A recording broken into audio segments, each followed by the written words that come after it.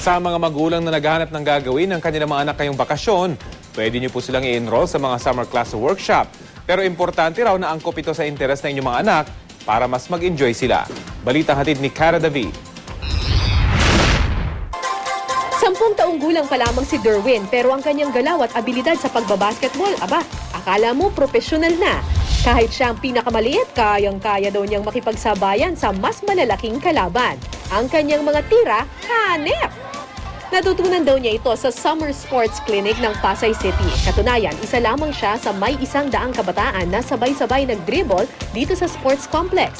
Tinuruan sila ng mga basketball technique pati na rin ng iba pang sports na pwedeng salihan ng mga batang may edad 8 hanggang 16 na taong gulang ng libre. Kung gusto ko po mag-aral ng basketball, pangarap ko po gusto.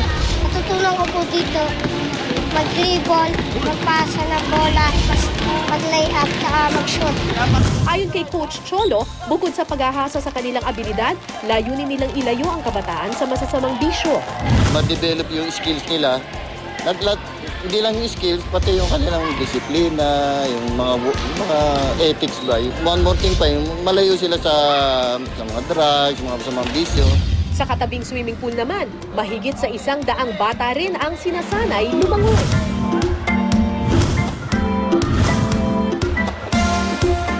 Para kay Mami Roda, mainam na summer class ang swimming para mag-enjoy ang kanyang anak at mawala ang takot nito sa tubig. Para naman ma-enjoy nila yung summer tsaka additional skills para sa kanila. Kasi yung son ko may fear siya sa water, at least na-overcome niya na yon. Sa children's section naman ng National Library, puppet making ang pinagkakaabalahan ng mga batang ito gamit ang lumang dyaryo at art materials.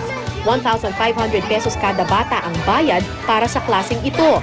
Sa ganitong uri ng aktibidad, ayon sa librarian na si Melanie, nahahasa ang talino at imahinasyon ng mga bata. And then ang puppet making, hindi lang din puro games. So, through mga paggawa ng mga arts, nakaka-isip sila. Hindi lang sila nakafocus sa computer.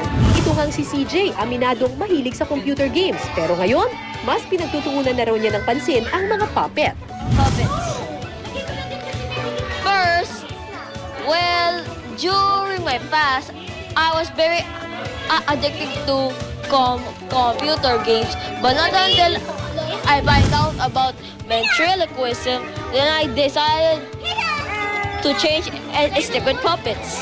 You can use old newspapers, which is recycling.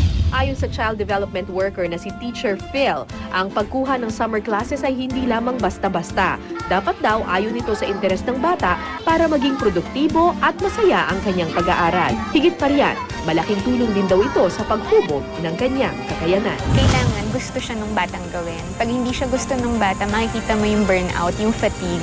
So, mas maganda pa rin na balanse din yung activities na ginagawa niya. Hindi naman yung buong maghapon.